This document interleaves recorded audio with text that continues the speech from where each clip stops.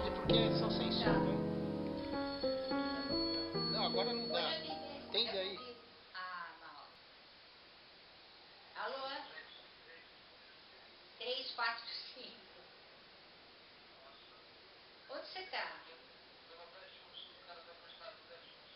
Ah, não, 12º, 1206. Você tá no prédio. Tem que descer, você deve estar no bloco errado. Agora também está conosco no Só Saúde o Dr. Nabil Guraer. O Dr. Nabil tinha dito uma vez para mim que a farmácia é o grande parceiro do médico. É assim mesmo? Olha, desde que a gente começou a trabalhar na medicina, 45 anos atrás, a farmácia era o ponto de referência. Quem indicava o médico era a farmácia. O farmacêutico que sabia quem era o bom médico da cidade ou do bairro. E eu sei porque eu comecei a passar nas farmácias do bairro para avisar que eu estava montando um consultório no bairro de Ipiranga, que não tinha outro cardiologista, que eu era o único, mas que estava à disposição. E então nas 7 farmácias do bairro, 7 ou 8, eu conheci todos os donos da farmácia, que eram verdadeiros agentes de saúde do local. O médico prescrevia até, mandava fazer, vai lá que o farmacêutico tal já sabe o que vai fazer nesse caso. Eles resolviam os problemas. Lógico que tudo mudou. Hoje em dia, o grande problema hoje é aquela famosa guerra da troca dos remédios. Então é uma discussão que não tem fim, porque tem farmácias que seguem as regras de ética, usam a receita do médico, tem outras que o balconista, que não tem nada a ver com o farmacêutico, é um vendedor, é um menino que pegaram, ele sabe vender, ele fala, não compra esse remédio, tem aqui o mais barato, que não sei o quê. Isso aí é um problema para a gente. Eu acho que também para os farmacêuticos e para as farmácias, porque o certo não seria ter isso. Então, a gente sabe que tem vários, os motivos são de ordem econômica sempre. Então, mas aí você está reafirmando a importância da presença do farmacêutico na farmácia. Mas né? se o farmacêutico está no balcão, como é que ele vai saber? Ele está lá na sala dele, como é que ele vai saber? Isso o Renato também colocou, que fica mais em funções burocráticas do que propriamente lá na frente, atendendo as necessidades. Olha, essa semana mesmo eu queria comprar um repelente para o Aedes aegypti. Eu lembrava dos nomes, mas não tinha certeza. Aí eu fui numa farmácia da aclimação, por acaso a farmacêutica estava lá andando no balcão, falei, olha, eu quero saber qual que é o melhor repelente. Olha que eu fui perguntar para ela, tem este e tem aquele. Esse daqui, então ela me explicou, pegou um lá e falou, olha, esse daqui não vai servir para o Aedes aegypti perfeitamente. Ele é bom, mas não é o melhor. Para criança não pode, não sei o quê. Então ela me ajudou. Eu achei ótimo ter falado com a farmácia, porque eu perguntei para a balconista na hora, qual que tem aqui. Ele falou, é melhor você conversar com a farmacêutica, que ela que entende disso. Foi assim. Eu falei com a farmacêutica, ela me deu uma aula que eu achei perfeitamente compreensível para dengue, para evitar dengue. Agora, se você estivesse lá no sertão da Paraíba, você se importaria de falar com essa farmacêutica pela internet? Também. Eu falaria, o problema é que eu, médico, falando com ela, a gente sabe que ela é farmacêutica e eu sou médico, pela própria terminologia que a gente usa. Agora, a minha dúvida é saber se o lavradorzinho lá, o agricultor, vai lá e quero um remédio para bicha. Vai explicar o que é para bicha, tem que ser da cidade, senão não vai saber o que é. Vai pensar que é uma bobagem qualquer. Existe isso. Quem é do interior sabe, para lombriga, para verminose. Então, sim, tem esse daqui que é bom. Provavelmente alguém vai saber explicar, ou o dono da farmácia que tem experiência, ou o farmacêutico. Agora, balconista é um problema sério, porque a meninada de hoje é outra geração, eles não têm esse envolvimento com a farmácia. Eles estão lá para ganhar o salário e na hora que der para sair de lá, eles vão sair, para fazer coisas para crescer na vida. É diferente. O farmacêutico, o dono da farmácia, ele era, eu sei porque eu conhecia os donos da farmácia, então eles vinham até consultar comigo, eu conversava, falavam dos remédios, do preço de remédio, não sei o que, está caro, não está caro, o que faz, o que não faz. E a coisa seguia assim, mas sem farmacêutico vai ser realmente tem que ser quem é que sabe. Ele sabe dizer se o dono da farmácia é competente. Ele pode estar lá 2 anos, ele sabe a quantidade de remédios, mas ele não tem outras informações técnicas que ele estudou numa faculdade. Então eu fico em dúvida, como é que eu vou resolver esse problema?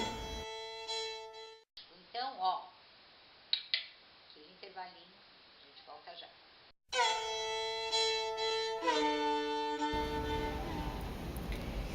Floriano Serra é, como eu, há muitos anos, colaborador da revista da UPFarma, né, do Grupo ENEF, da indústria farmacêutica. Ele já lançou vários livros e também lançou alguns romances, como esse, né? Então, olha que lindo, ninguém sofre nada além da sua necessidade de aprender. É um romance espiritualista, maravilhoso, daqueles que você não consegue largar, porque o Floriano, além de sábio, é um tremendo escritor, ele consegue prender você, ele tem um texto fluente, delicioso. Então, olha, tá aqui a minha dica de hoje, uma delas para você, que é esse romance magnífico do Floriano Serra, tá aqui ele, né? Que se chama A Grande Mudança. Eu já divulguei aqui do Floriano Serra também O Demitido, né? Que é um livro muito bacana, porque ele é psicólogo também, o Floriano, que fala sobre quando você é demitido, como é que você sai dessa, né? Então, tá agora, para quem quer Pilates, para entrar em forma, esse livro da editora Pensamento é imperdível, né? Guia completo de Pilates, um curso estruturado para alcançar a excelência profissional.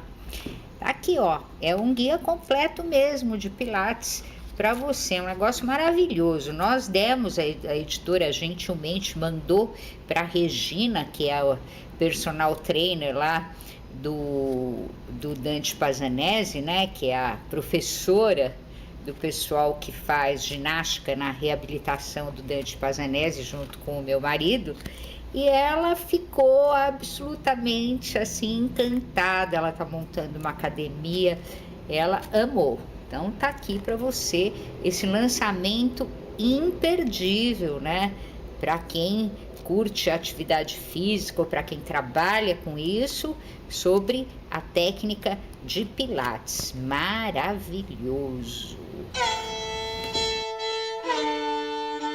É o mesmo problema dos médicos pelo interior afora, que ninguém queria ir, trouxeram aqueles cubanos que na verdade são um problema, mas que não tinha outro, mas paga que tem.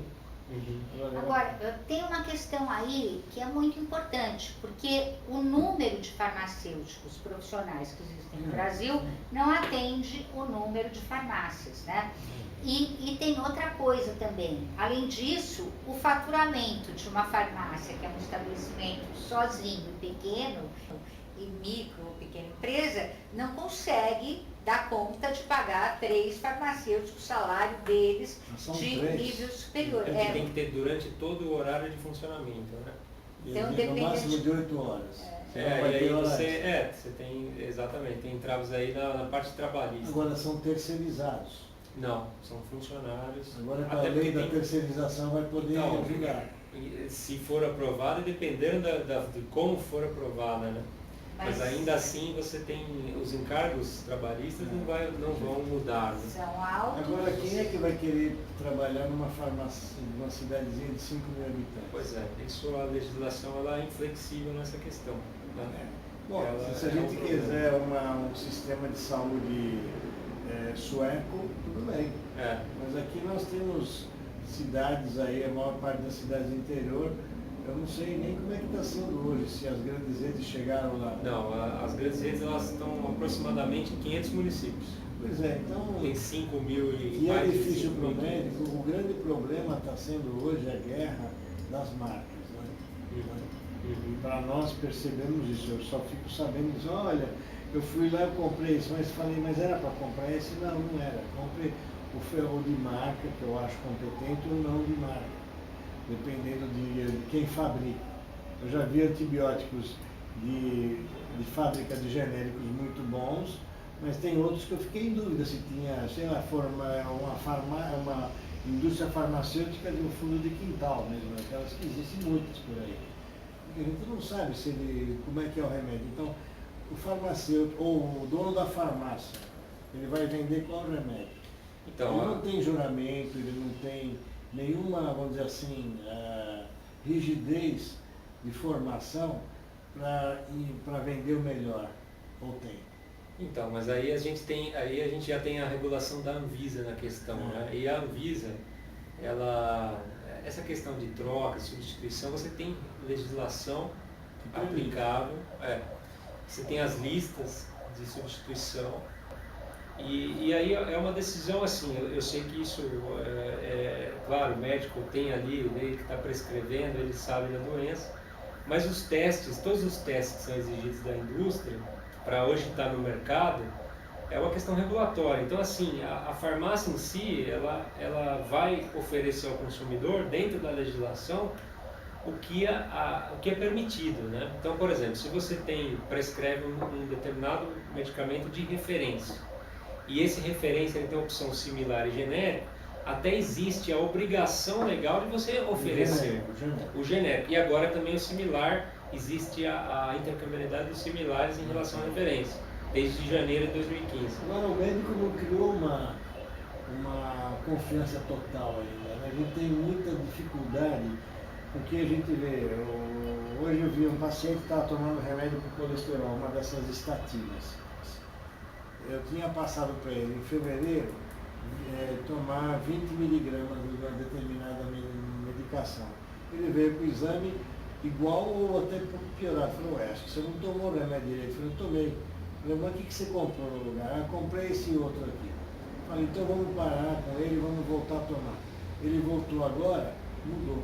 Então o que ele estava tomando, eu não sei o que aconteceu. Isso não é raro de acontecer. Então a gente fica numa dúvida, será que a troca pelo genérico foi boa ou não foi? Depende de que genérico eu estou falando. Ah, bom, tem as fábricas genéricas de origem estrangeira que compraram as brasileiras de genéricos. Ah, bom, aí deve ter um controle de qualidade diferente.